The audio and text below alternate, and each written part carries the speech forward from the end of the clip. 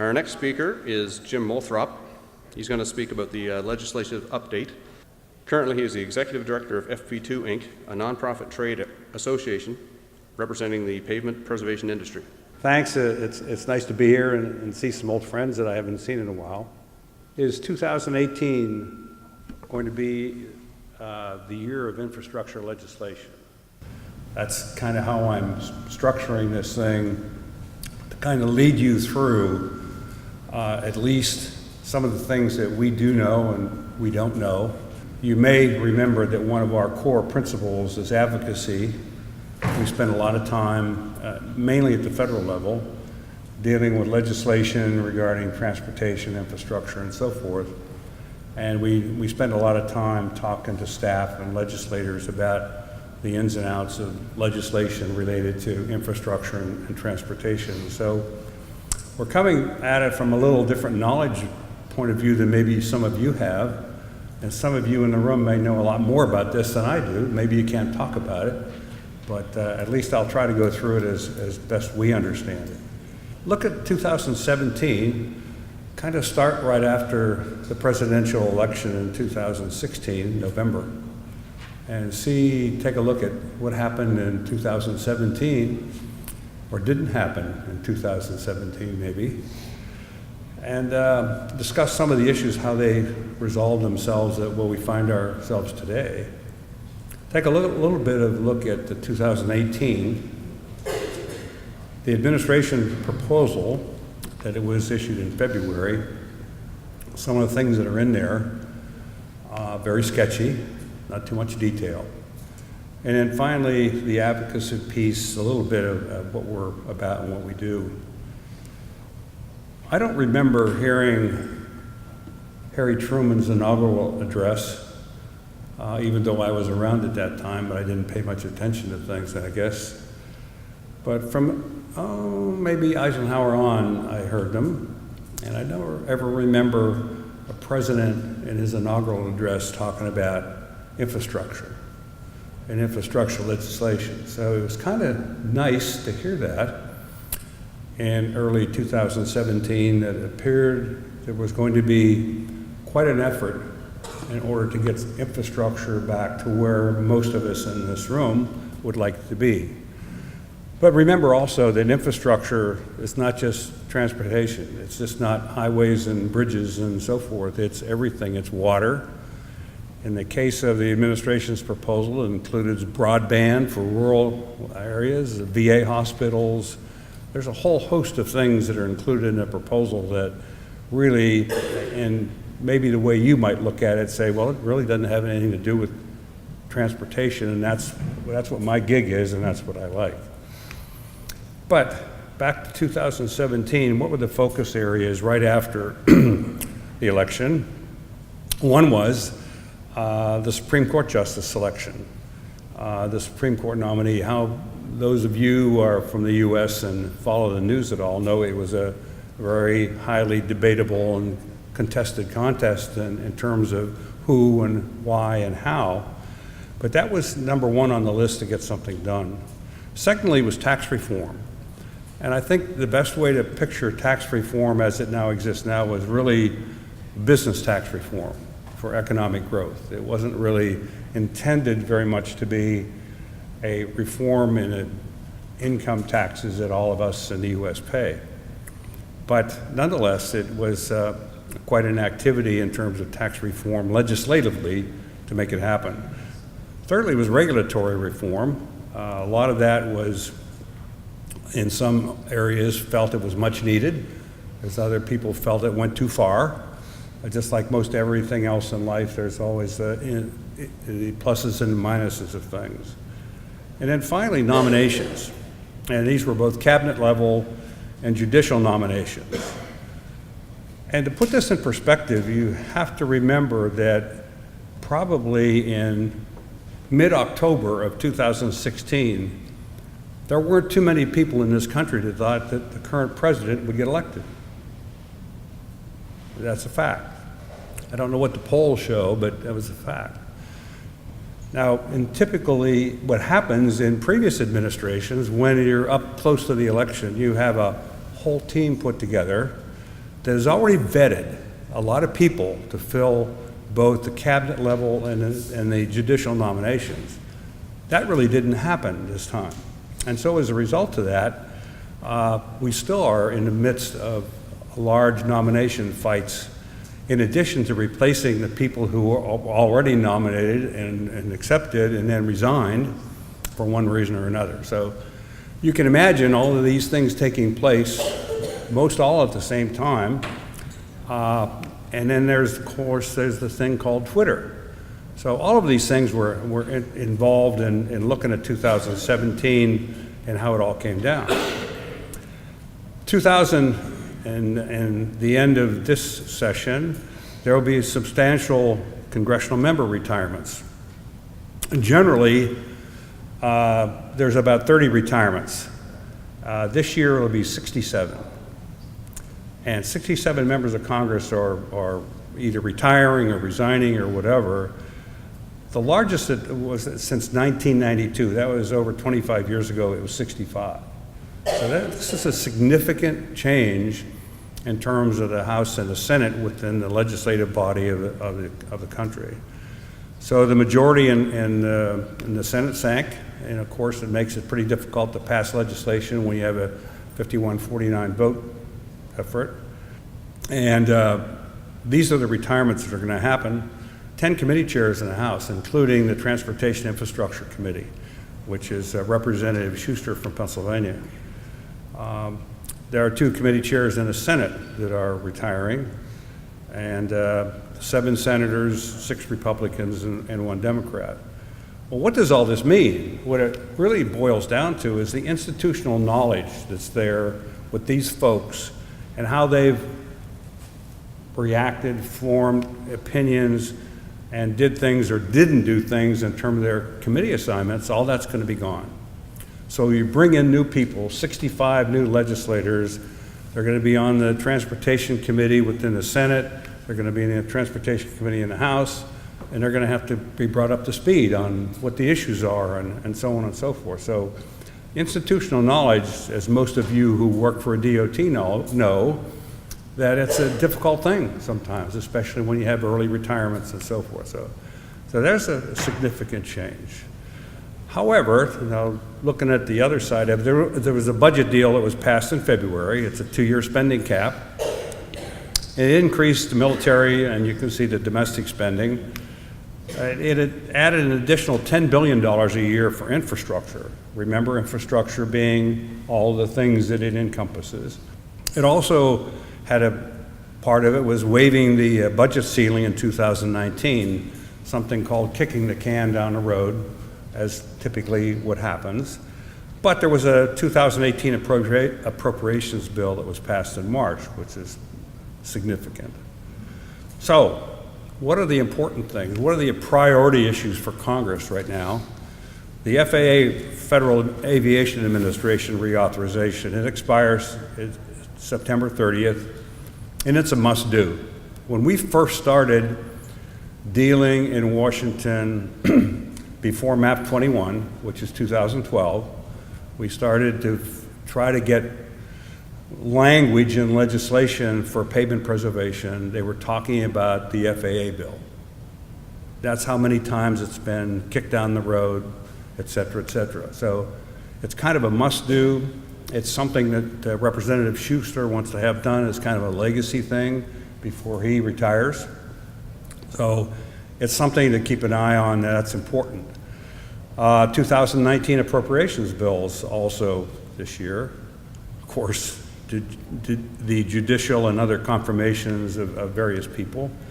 And then there's the infrastructure package. There's trade.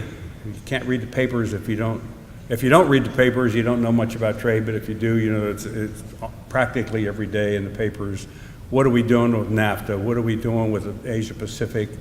What are we doing with the Russians? What are we doing here? What are we doing there? So it kind of consumes a lot of energy talking about those things. And as a result of that, the infrastructure thing kind of slips a little bit more and a little bit more and a little bit more. And there are technical fixes to the tax bill that was passed in 2017. Those are apparently pretty minor, but it's a priority issue that Congress needs to address. And then continued regulatory reform if that's going to happen. Again, if you follow the news, you know how disruptive that has been. Well, in February of this year, the administration put out this package, this information called the President's Initiative for Rebuilding Infrastructure in America. Some of you may have seen this report. Again, it's kind of sketchy. It has several things. How much money is involved with it? Well, there's over $1 trillion in over 10 years, with $200 billion directly from federal funds. There's also incentivized as private local matches of money. An example of the change in incentivization is evident in the newly renamed Tiger Grant program. Tiger Grants, you may be familiar with that terminology from before. It's called Build Grants now. And it's increased from $500 million a year to $1.5 trillion. A new selection criteria is the creation of new local revenues such as gas tax or tolling to match some of the money. And apparently according to what's in this document, there's a 3-year look back on this. In other words, after 3 years, they're going to look back on it and say, is it effective, is it not? Savings gained by the one federal decision on environmental reviews is projected to be a certain amount of money, which is going to provide additional funds for this as well. And then, of course, there's the Highway Trust Fund shortfall. So there are 4 buckets of money in the plan. Infrastructure incentive grants, as I mentioned. Susan Collins, who's a senator from Maine, is very, very concerned about this particular issue because of the ruralness of her state and particular areas. But there's a lot of pushback about this idea of more funding at the local level, public-private partnership money, et cetera, et cetera.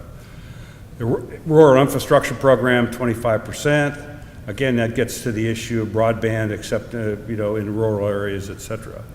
There's transformative projects, and then additional money for TIFIA, the Transportation Infrastructure Finance and Innovation Act, that's been around a while, and same thing for water. So when is this going to happen? Well, we have the administration's document in February. It's expected that the House and Senate are going to be drafting legislation. They're doing that now. We know that from talking to staff, that both the House and the Senate are working on legislation, but we're not privy to what's been in there and what isn't in there. So other than the sketchy details that's laid out in the big program from the administration, we don't know what's going to happen at this stage. So when is this going to happen? In the past, both houses of the legislatures have been supporting infrastructure, and this is one area where they worked together on the FAA bill that was recently passed in the House. It was 393 to 13 vote, pretty significant in terms of working together and getting things done. It's been nonpartisan in the past. There's going to be a very contentious election coming up in November of this year. And the question is that going to interfere with them working together to get some kind of an infrastructure package done? The agenda is somewhat limited. However, there are a little over 100 days left, legislative days left in this year before the election. And there's an August recess, which lasts a month. And then they all go home in October to help with the election process. So there's not much time left to get all these things that I've just gone through passed, implemented, et cetera, et cetera. So it remains to be seen whether 2018 is going to be the infrastructure legislation year or not. Is it possible that after the election, but before the next year's Senate and House are seated, that there could be a possible package passed? Perhaps. The people we talk to say that's not going to happen in 2018. So we hope that they're wrong. But so where's the money going to come from. You heard me mention trillions of dollars and so forth. I can't even imagine what that is, frankly.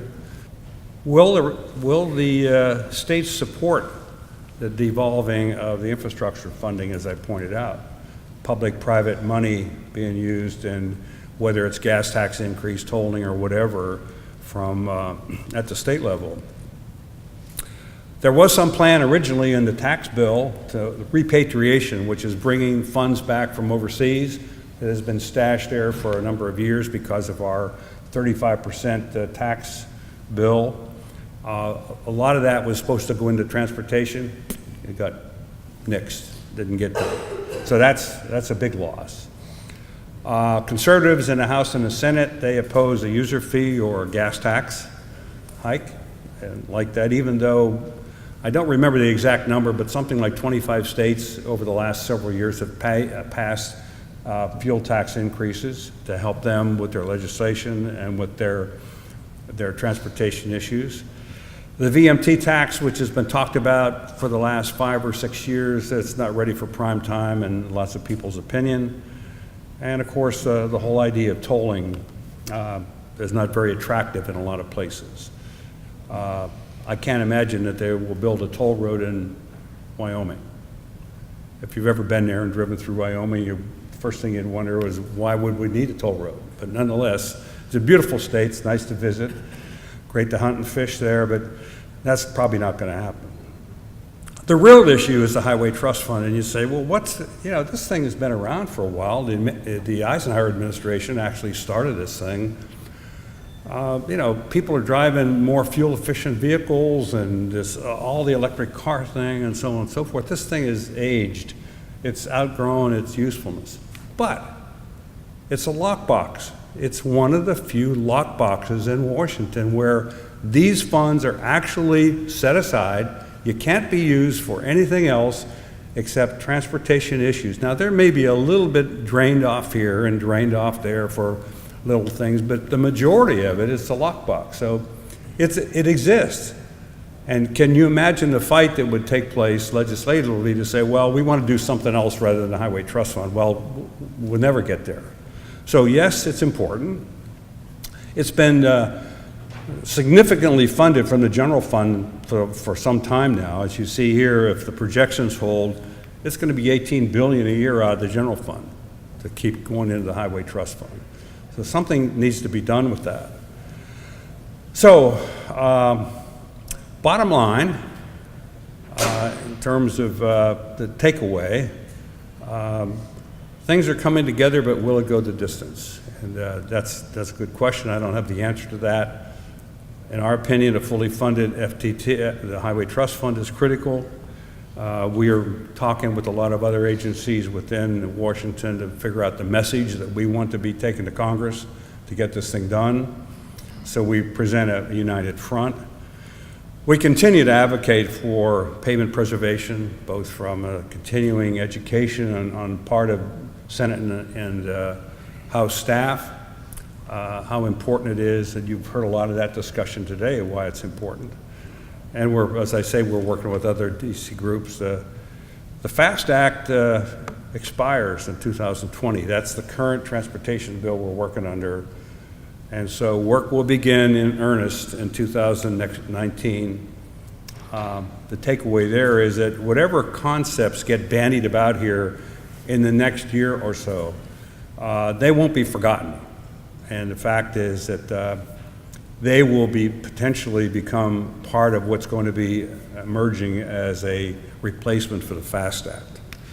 So it's not all bad news, but it's not as good news as we would like to hear.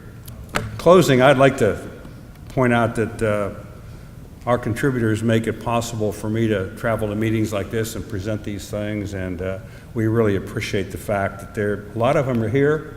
You got to stop and say hello to them over there in the booth area, the exhibit area. That really makes a difference on what we're able to do. That's my contact information. I didn't put a slide up there that says any questions because I don't have any answers. So that makes it pretty simple. But I'd be glad to chat with you about this at a break or reception tonight or whatever. I'll be here all week. Thank you.